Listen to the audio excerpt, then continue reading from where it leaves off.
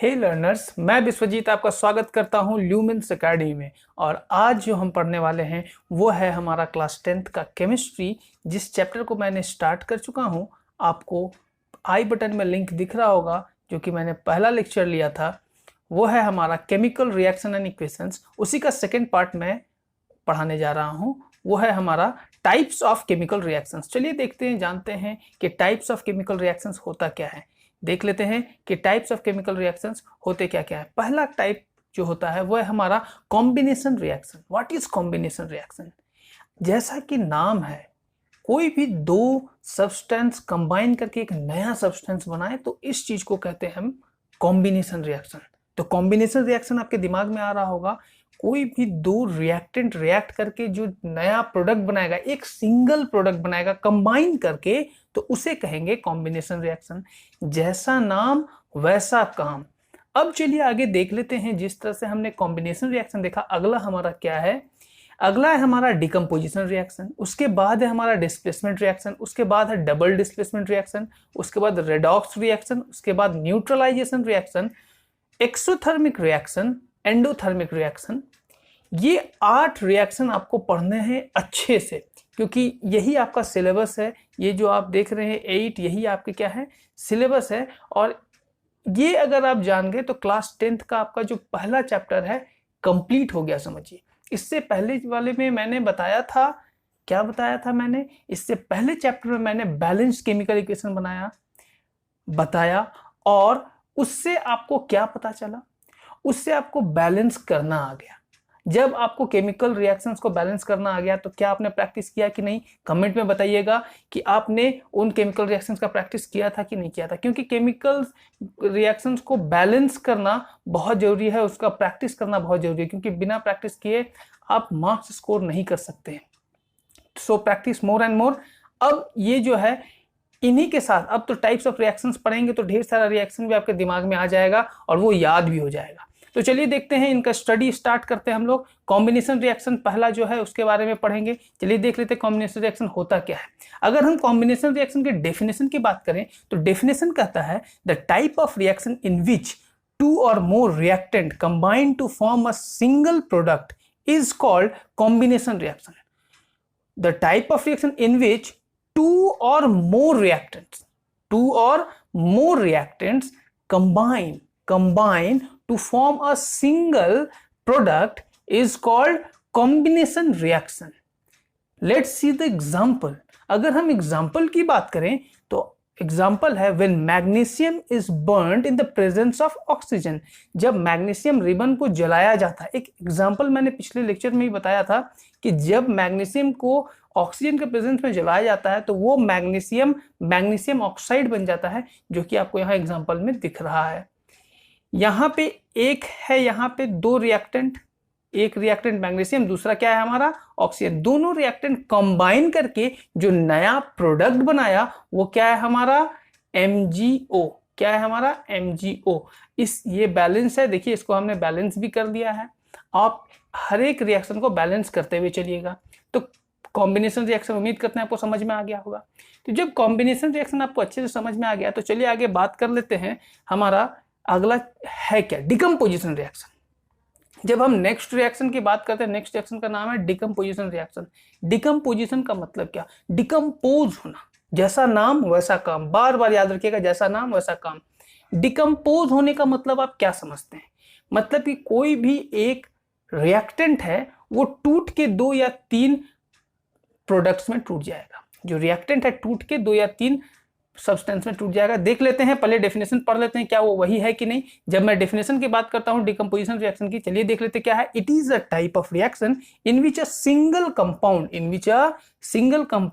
Decomposes का मतलब टूटना और break down to give 2 or more simpler substance. 2 या 2 से अधिक छोटा छोटा सब्सटेंस अगर दे रहा है तो this is called decomposition reaction. इसी को कहते हैं डिकम्पोजिशन रिएक्शन।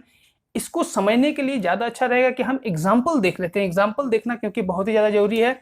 अगर हम एग्जाम्पल की बात करें तो हमारे पास एग्जाम्पल है ये आयरन सल्फेट। जब आयरन सल्फेट को तोड़ा जाता है, ठीक है, तो वो आयरन ऑक्साइड, सल्फर डाइऑक्साइड और सल्फर ट्राइऑक्साइड में टूटता है। मतलब कि ये आपका हो गया reactant, this is our reactant iron sulphate, नाम लिख लीजिएगा।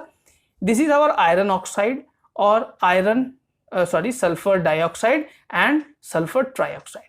ये 3 सब्सटेंस में दिख रहा है आपको कि ये टूट चुका है, मतलब कि ये डिकम्पोजिशन, ये डिकम्पोज किया। ये जो हमारा रिएक्टेंट है, ये रिएक्टेंट कितने में डिकम्पोज किया? 3 पार्ट्स में डिकम्पोज किया, जो कि आपको दिख रहा है, ठीक ना। Iron sulphate, iron oxide, sulphur dioxide और सल्फर ट्राइऑक्साइड। तो ये डिकम्पोजिशन रिएक्शन था। उम्मीद करता है डिकम्पोजिशन रिएक्शन भी समझ में आ गया होगा अकॉर्डिंग टू एग्जाम्पल, और डेफिनेशन भी आपको समझ में आ गया होगा, कॉपी में जरूर लिख लीजिएगा। डिकम्पोजिशन रिएक्शन के बाद जो आता है हमारा नेक्स्ट, हुआ है हमारा डिस्प्लेसमेंट रिएक्शन। तो डिस्प्लेसमेंट रिएक्शन पहले सुन लीजिए, समझ लीजिए, उसके बाद हम कुछ इंपॉर्टेंट चीजों के बारे में बात करेंगे, जो कि है हमारा रिएक्टिविटी सीरीज। इसके बाद ही बात करेंगे। तो पहले हम डिस्प्लेसमेंट रिएक्शन होता क्या है उसके विषय में जान लेते हैं। अगर हम डिस्प्लेसमेंट रिएक्शन की बात करें तो इसका डेफिनेशन क्या कह रहा है देख लेते हैं। डिस्प्लेसमेंट रिएक्शन का डेफिनेशन कहता है the reaction in which more reactive element यानी कि मेटल, ब्रैकेट में क्या लिखा, metal displaces less reactive element, यानी कि वो भी क्या रहेगा, मेटल ही रहेगा, from its aqueous solution, aqueous salt solution का मतलब हुआ कि aqueous word मतलब कि जो पानी में घुला हुआ है, एक ऐसा salt solution जो कहाँ घुला हुआ है, पानी में घुला हुआ है। This reaction is called displacement reaction। अब इसे समझते हैं, ये कहता क्या है। कोई भी रिएक्शन जिसमें मोर रिएक्टिव, कोई भी ज्यादा रिएक्टिव एलिमेंट होगा, क्या करेगा, अपने से लेस रिएक्टिव जो है, जो अपने से लेस रिएक्टिव है। अब रिएक्टिविटी होता क्या है इसके विषय में अभी जानेंगे। पहले इस डेफिनेशन को पढ़ लेते हैं। The reaction in which more reactive element displaces less reactive element from its aqueous salt solution, this is called displacement reaction. अब देख लेते हैं सही में कोई किसी को डिस्प्लेस कर रहा है कि नहीं, देख लेते हैं अकॉर्डिंग टू एग्जाम्पल। जब एग्जाम्पल की बात करते हैं तो यहाँ पे आयरन है और कॉपर सल्फेट सॉल्यूशन है। Iron is more reactive than copper. Iron किससे ज्यादा रिएक्टिव है, कॉपर से ज्यादा रिएक्टिव है। जो ज्यादा रिएक्टिव होता है वो क्या करेगा, उसको डिस्प्लेस कर देगा। तो आयरन कॉपर सल्फेट को डिस्प्लेस करके आयरन सल्फेट बना देता है। कॉपर को देखिए डिस्प्लेस कर दिया। यहाँ पे देखिए आयरन क्या किया, आयरन पहले रिएक्ट किया किसके साथ, कॉपर सल्फेट के साथ। जब रिएक्ट किया तो आयरन क्या किया, कॉपर को रिप्लेस कर दिया, मतलब कि डिस्प्लेस कर दिया ना जी। डिस्प्लेस करके क्या हो गया, खुद बन गया आयरन सल्फेट, और साइड में भेज दिया किसको, कॉपर को। कॉपर को क्या कर दिया, साइड में भेज दिया, जो कि आपको दिख रहा है। आयरन कॉपर को डिस्प्लेस कर दिया। इसका मतलब क्या कि कॉपर से आयरन क्या है, iron is more reactive than copper. Copper कहीं ना कहीं लेस रिएक्टिव होगा। अब ये रिएक्टिविटी सीरीज कहाँ देखेंगे, कैसे हमको पता चलेगा कौन ज्यादा रिएक्टिव है कौन कम रिएक्टिव है। ये तो दिमाग में आ रहा होगा सवाल कि कैसे पता करें सर कि कौन सा एलिमेंट ज्यादा रिएक्टिव है, कौन सा एलिमेंट कम रिएक्टिव है। तो इसके लिए हमें एक टेबल देखना होगा जो कि बहुत इंपॉर्टेंट है। वो टेबल ये रहा, जिसे कहते हैं हम लोग रिएक्टिविटी सीरीज। रिएक्टिविटी सीरीज बहुत इंपॉर्टेंट है, ये जानना है। देखिए इंक्रीजिंग रिएक्टिव एलिमेंट के ये में लिखे हुए हैं, सबसे लेस रिएक्टिव होता है गोल्ड। लेस रिएक्टिव का मतलब क्या, अब रिएक्टिव का मतलब किसी के साथ भी तुरंत मिल जाना। अब इसका बेनिफिट भी है कहीं कहीं नुकसान भी है। अब जैसे कि अभी मैंने बात किया आयरन है और कॉपर सल्फेट है। जैसे कि कॉपर सल्फेट का जो सॉल्यूशन है, जो सॉल्यूशन हमने बनाया था कॉपर सल्फेट, उसे अगर हमने आयरन में रख दिया तो वो अब कॉपर सल्फेट नहीं रहेगा, वो आयरन सल्फेट बन जाएगा। जैसा कि एग्जांपल हमने देखा था, वो कॉपर को डिस्प्लेस कर देगा। कहीं ना कहीं ये जो हमारा सॉल्यूशन जो हमको चाहिए उसको हम आयरन में रख नहीं सकते, ये कहीं ना कहीं एक तरह का डिमेरिट है। बेनिफिट की अगर बात करें तो ढेर सारे रिएक्शंस तुरंत हो जाते हैं। जो ज्यादा रिएक्टिव होगा तुरंत रिएक्ट करके कुछ नया सब्सटेंस बना देगा। तो फास्ट रिएक्शन के लिए ज्यादा रिएक्टिव होना भी फायदेमंद होता है। लेकिन अगर हम बात करें ज्यादा रिएक्टिव क्या हमेशा फायदेमंद होता है, जनरली वो डेंजरस होता है। जो ज्यादा रिएक्टिव एलिमेंट्स होते हैं वो लोग जनरली डेंजरस होते हैं, क्योंकि जब वो रिएक्ट करते हैं तो विगरस रिएक्शन होता है, उसमें से हीट और लाइट सब कुछ निकलता है। तो हाईली रिएक्टिव एलिमेंट से जनरली हम लोग को दूर ही रहना चाहिए। लेस रिएक्टिव एलिमेंट का मतलब जो ज्यादा स्टेबल है, जिसको कोई हिला नहीं सकता है, जो किसी के साथ रिएक्ट नहीं करेगा, जो स्थिर है, जो जैसे कि अगर मान लीजिए गोल्ड की बात करते हैं, गोल्ड की सबसे लेस रिएक्टिव एलिमेंट होता है। इनको नोबल मेटल भी कहते हैं हम। गोल्ड को हम लोग क्या कहते हैं, नोबल मेटल। जैसे कि आपको यहाँ पे दिख रहा है, गोल्ड है हमारा सबसे लेस रिएक्टिव, मतलब कि हाई स्टेबिलिटी। गोल्ड का क्या है, सबसे high stability. Reactivity is inversely proportional to stability. अब स्टेबिलिटी क्या होता है, कोई भी कितना ज्यादा स्टेबल है, अब रिएक्ट नहीं कर रहा है, रिएक्ट करने का मतलब क्या, वो रिएक्ट करके कुछ नया सब्सटेंस बन जाएगा, उसका तो ओरिजिनल फॉर्म तो एग्जिस्ट नहीं किया ना।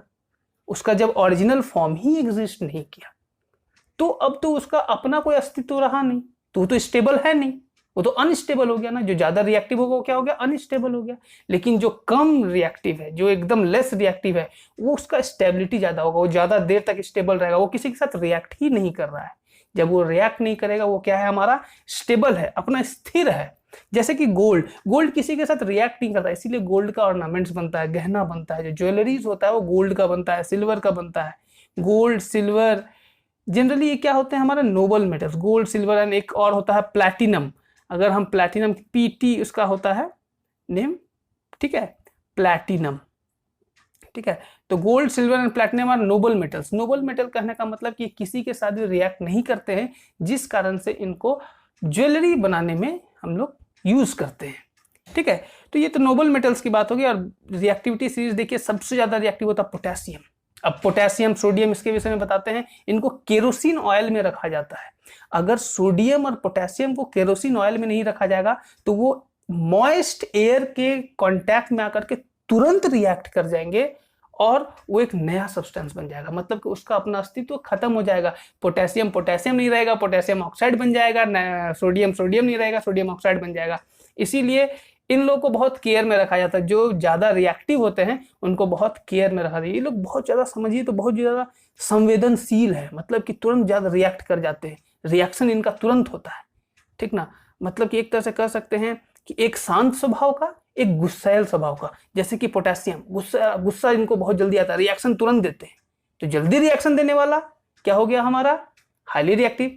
अब कम देर से रिएक्शन देना मतलब वो शांत है। गोल्ड हमारा शांत मेटल है, इसीलिए उसको क्या कहते हैं, द नोबल मेटल। जो शांत होता है, अच्छा आदमी होता है, उसको नोबल कहते हैं। तो noble metals are gold, silver and platinum. And if you talk about the highly reactive elements, they are potassium, sodium, lithium, calcium, decreasing reactivity, reactive elements.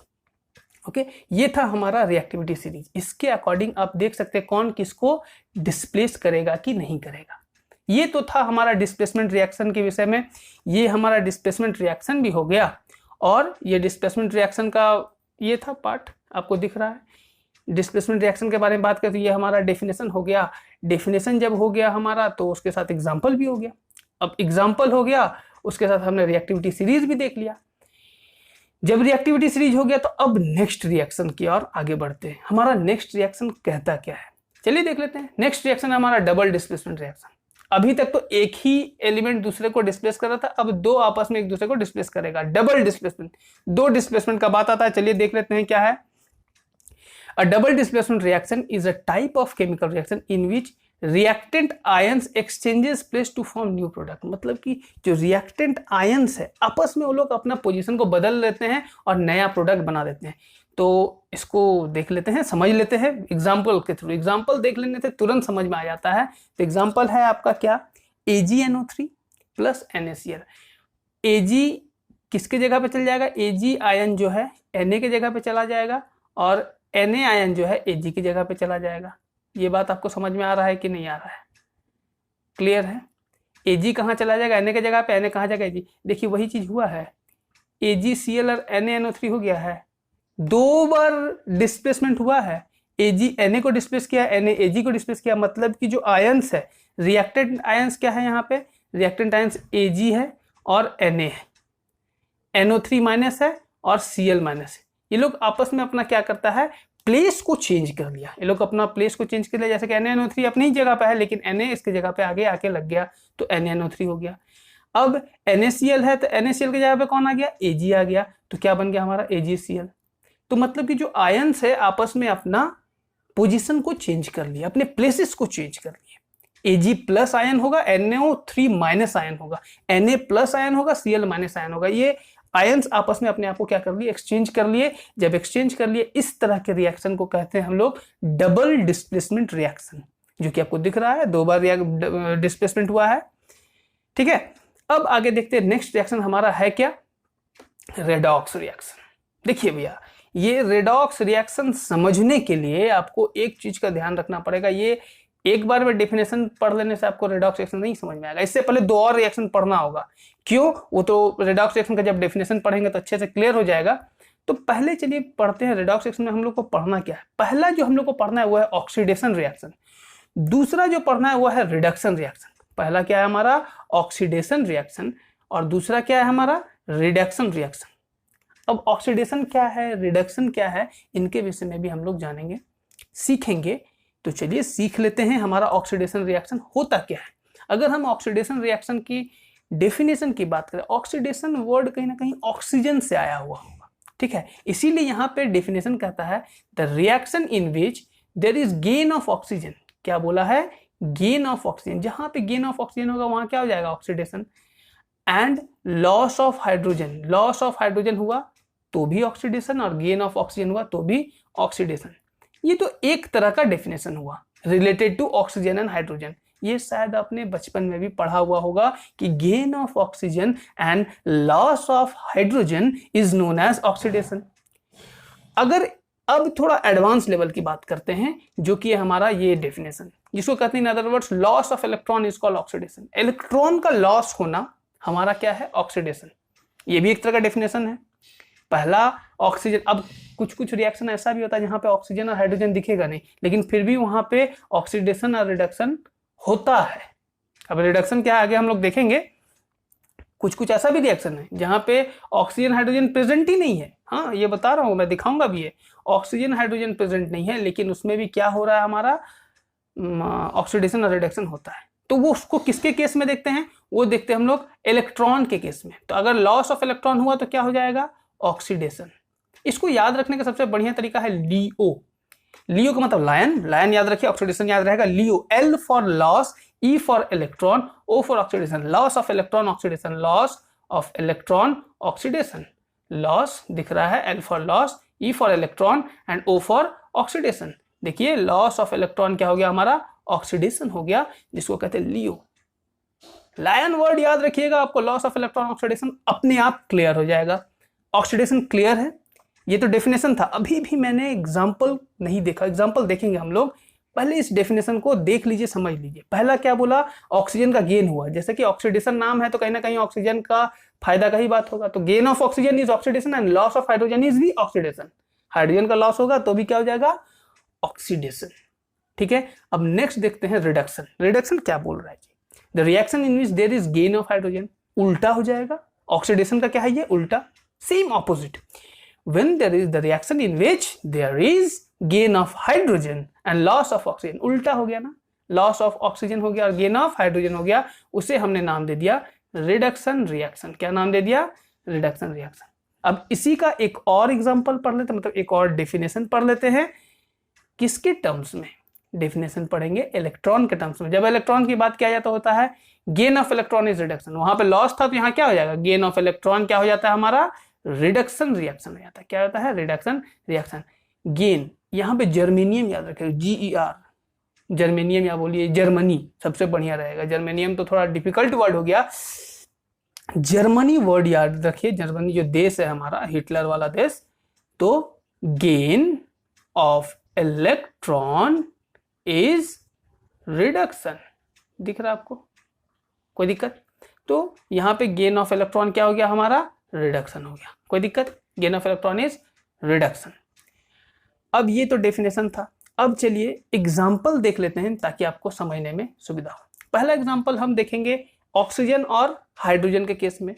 तो हाइड्रोजन तो यहाँ पे नहीं है, यहाँ ऑक्सीजन ही है, तो ऑक्सीजन के केस में ही देख लेते हैं। जैसे कि आयरन है, आयरन के पास कुछ है क्या यहाँ पे रिएक्टेंट में, कुछ भी नहीं है।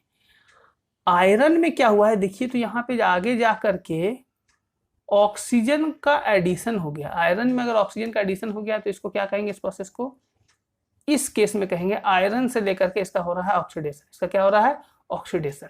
ठीक है, अगर इस ऑक्सीजन का बात करें, यहाँ पे 2 ऑक्सीजन है, तो ये आगे जा करके कितना हो गया, 3 ऑक्सीजन हो गया। अब ऑक्सीजन का तो ऑक्सीडेशन का बात नहीं ना करेंगे, ऑक्सीजन तो खुद ऑक्सीजन है, तो उसका ऑक्सीडेशन क्या, तो वहां पे रिडक्शन हो रहा है। कैसे देखिए, ऑक्सीजन का यहाँ पे क्या हो रहा है, गेन ऑफ ऑक्सीजन हो गया, यहाँ पे तो ऑक्सीजन का क्या हो गया जी, गेन हो गया। यहाँ पे पहले 2 ऑक्सीजन था, अब यहाँ कितना हो गया, 3 ऑक्सीजन हो गया। जब 2 से 3 बन गया मतलब यहाँ पे गेन ऑफ ऑक्सीजन होता है। यहाँ पे डेफिनेशन जाके देखिएगा, gain of oxygen is nothing but reduction. इसीलिए यहाँ पे क्या लिखा हुआ है, यहाँ पे लिखा हुआ आपका रिडक्शन, दिख रहा है आपको। ये एक एग्जांपल था यूजिंग ऑक्सीजन एंड हाइड्रोजन। अब बात करेंगे इलेक्ट्रॉन के केस में। चलिए देख लेते हैं इलेक्ट्रॉन के केस में कैसे ये बिहेव करता है। अगर हम इलेक्ट्रॉन की बात करें तो यहाँ पे आपको दिख रहा है Na प्लस Cl, ठीक है। Na का पावर कुछ भी नहीं है, यहाँ Na का पावर प्लस है। यहाँ Cl का पावर कुछ भी नहीं है, यहाँ Cl का पावर क्या है, माइनस है। इस चीज को ध्यान दीजिएगा, ठीक है। Na का पावर कुछ नहीं है मतलब पावर क्या हो जाएगा, 0। देखिए यहाँ पे दिख रहा है। नेक्स्ट स्टेप, इसको यहाँ पे नेक्स्ट स्टेप में देखिए, यहाँ पे कुछ भी नहीं है, इसका मतलब यहाँ पे पावर क्या हो गया, मतलब इसका चार्ज क्या है, इलेक्ट्रॉन क्या है। यहाँ पे फिलहाल कुछ भी नहीं है, इलेक्ट्रॉन 0, ठीक है। यहाँ पे क्लोरीन में भी Cl2 होना चाहिए था, यहाँ पे Cl2 नहीं लिखा हुआ था, यहाँ Cl2 हो जाएगा, ठीक है। यहाँ लिख लीजिएगा। तो यहाँ Cl2 पावर क्या है, यहाँ भी 0। अब क्या हुआ, ये Na प्लस हो गया। Na प्लस होने का मतलब क्या कि इलेक्ट्रॉन का कहीं ना कहीं क्या हुआ होगा, लॉस हुआ होगा। इलेक्ट्रॉन का क्या होगा, इलेक्ट्रॉन कहीं ना कहीं यहाँ से निकला होगा। इलेक्ट्रॉन नेगेटिवली चार्ज होता है ना जी, कोई भी नेगेटिवली चार्ज अगर निकल जाएगा तो उसमें क्या बढ़ जाएगा, पॉजिटिव चार्ज बढ़ जाएगा, ठीक ना। किसी से भी अगर माइनस चीज निकाल लोगे तो उसमें क्या बढ़ जाएगा, प्लस बढ़ जाएगा। किसी के पास मान लो कि 5 इलेक्ट्रॉन है, किसी के 5 इलेक्ट्रॉन और 5 प्रोटॉन है, ठीक है। ध्यान देना, यहाँ पे अगर हम सोडियम की बात करें तो सोडियम एटम है, यहाँ पे नॉर्मल सोडियम एटम है, 11 इलेक्ट्रॉन है और 11 प्रोटॉन है। एक इलेक्ट्रॉन निकल गया तो कितना प्रोटॉन बचा, 11 प्रोटॉन ही बचा, इलेक्ट्रॉन निकला है। तो टोटल इलेक्ट्रॉन कितना हो गया, 10। 11 में से एक निकल गया तो 10 इलेक्ट्रॉन बचा, और प्रोटॉन कितना था, 11। तो 11 प्लस 10 कितना हो गया, +1। पावर कितना हो जाएगा, +1। यहाँ पे +1 चार्ज हो जाएगा इसका, क्यों, क्योंकि प्रोटॉन एक बच गया, एक एक्स्ट्रा प्रोटॉन है। इलेक्ट्रॉन का क्या हुआ, लॉस हुआ, इलेक्ट्रॉन तो निकल के चला गया। जब इलेक्ट्रॉन निकल के चला गया तो loss of electron. Loss of electron क्या होता था, ऑक्सीडेशन, लियो, LEO, लियो, याद रखिए। लियो क्या होता था, ऑक्सीडेशन, दिख रहा है, ऑक्सीडेशन। और गेन ऑफ इलेक्ट्रॉन, यहाँ पे क्या हो गया, इलेक्ट्रॉन एक बढ़ गया। नेगेटिव चार्ज बढ़ जाने का मतलब इलेक्ट्रॉन बढ़ जाना, पॉजिटिव चार्ज आ जाने का मतलब कि इलेक्ट्रॉन का घटना, और नेगेटिव चार्ज आने का मतलब इलेक्ट्रॉन का बढ़ना। यहाँ पे इलेक्ट्रॉन का क्या हुआ है, गेन हुआ है। और gain of electron is reduction, GER, Germany का बात किए थे ना, तो gain of electron is reduction. तो यहाँ पे आपको दिख रहा है रिडक्शन का स्पेलिंग यहाँ पे गलत लिखा हुआ है, यहाँ पे K नहीं होगा, यहाँ पे C होगा, ठीक है। जो भी है आप खुद से लिख लीजिए, इसे एग्जाम्पल सब लिखिए। ये रेडॉक्स रिएक्शन का ही पार्ट चल रहा था, ऑक्सीडेशन और रिडक्शन का मैं बात कर रहा था। अब आगे रेडॉक्स रिएक्शन देख लेते हैं, ठीक है। तो जब रेडॉक्स रिएक्शन की डेफिनेशन की बात करें तो डेफिनेशन होता है the reaction in which oxidation and reduction take place simultaneously is called redox reaction. अब समझ में आया क्यों हमने ऑक्सीडेशन और रिडक्शन पहले पढ़ लिया, क्योंकि एक ऐसा रिएक्शन, रेडॉक्स रिएक्शन का मतलब होता है एक ऐसा रिएक्शन जिसमें ऑक्सीडेशन और रिडक्शन दोनों एक साथ हो। एक ऐसा रिएक्शन जिसमें ऑक्सीडेशन और रिडक्शन दोनों एक साथ हो, उस तरह के रिएक्शन को क्या कहते हैं, रेडॉक्स रिएक्शन। अब आपको एग्जांपल तो दिमाग में आ ही गया होगा, जितना भी एग्जांपल अभी पहले पढ़े सब क्या है हमारा, सब हमारा रेडॉक्स रिएक्शन ही था। देखिए ए रिएक्शन में भी ऑक्सीडेशन हो रहा है और रिडक्शन हो रहा है, एक साथ ही हो रहा है दोनों में।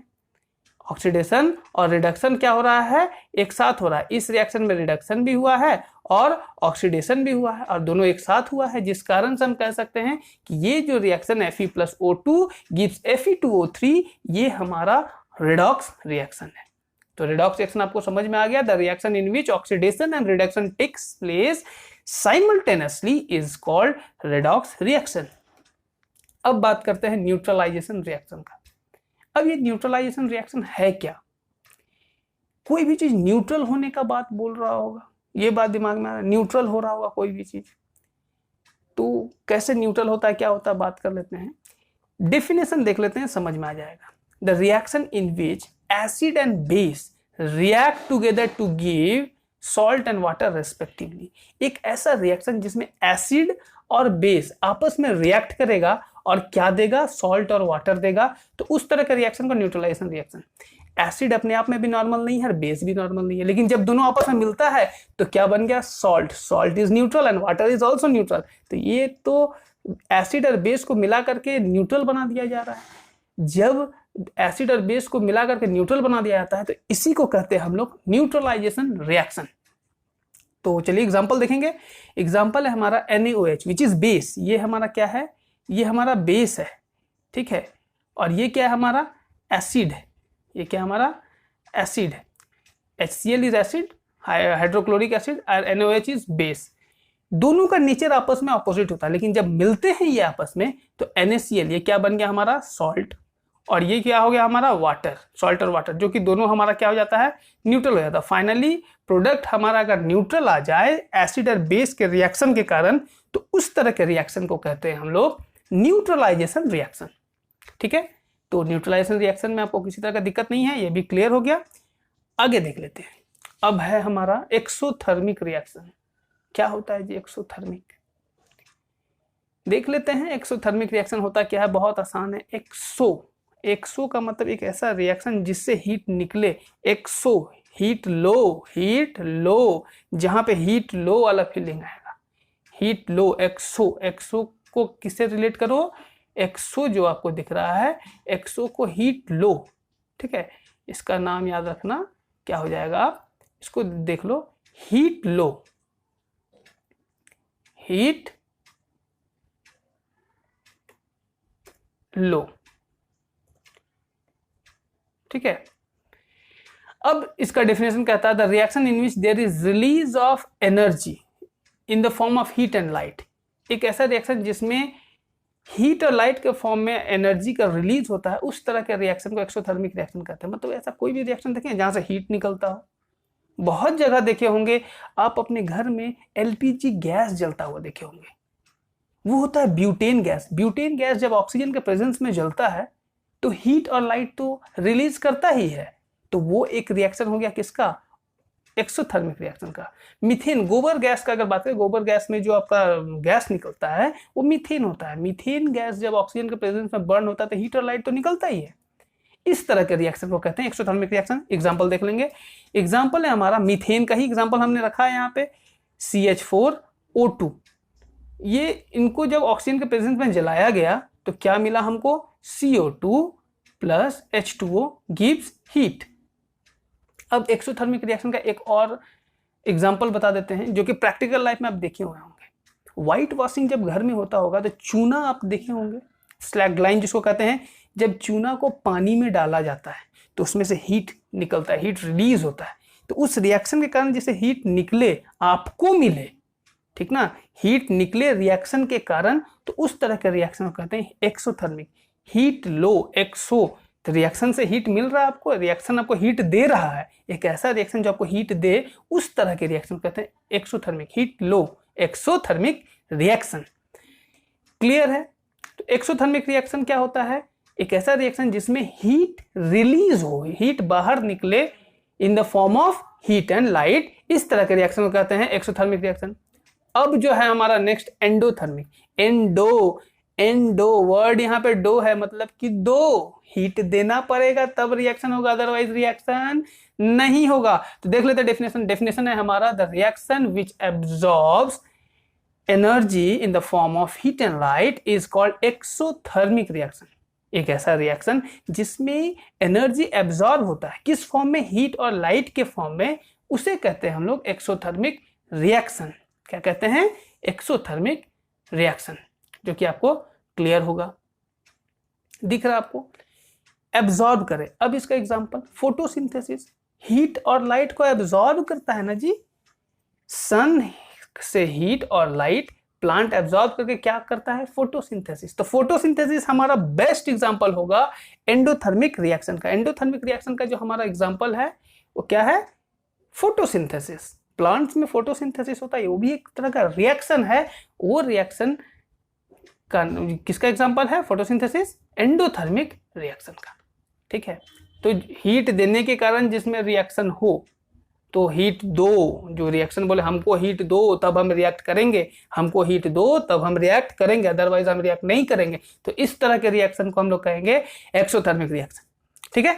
अब सॉरी, एंडोथर्मिक, यहाँ पे गलती से एक्सो लिखा गया है, आप यहाँ पे एंडोथर्मिक कर लीजिएगा, ठीक है। यहाँ पे एंडोथर्मिक कर लीजिएगा, ENDO, ठीक है, एंडोथर्मिक रिएक्शन। एग्जाम्पल क्या है हमारा, फोटोसिंथेसिस। चलिए हमने सारा रिएक्शन पढ़ लिया जी। सारा रिएक्शन जब पढ़ लिया तो अब तो आगे हम लोग देखेंगे कि नेक्स्ट हम लोग को पढ़ना क्या है, ठीक है। तो आपको समझ में आया कि नहीं ये कमेंट कीजिए, ठीक है, और प्रैक्टिस कीजिए, सारा नोट्स बनाइए, और नोट्स बनाने के बाद मुझे कमेंट कीजिए कि मैंने नोट्स बनाया। अगर आपको नहीं समझ में आया तो वो भी कमेंट कीजिए कि कौन सा रिएक्शन, कौन सा पार्ट आपको नहीं समझ में आया। मैं एक लाइव क्लास लूँगा, उसमें सारा डाउट आपका क्लियर कर दूंगा, ठीक है। तब तक के लिए थैंक यू।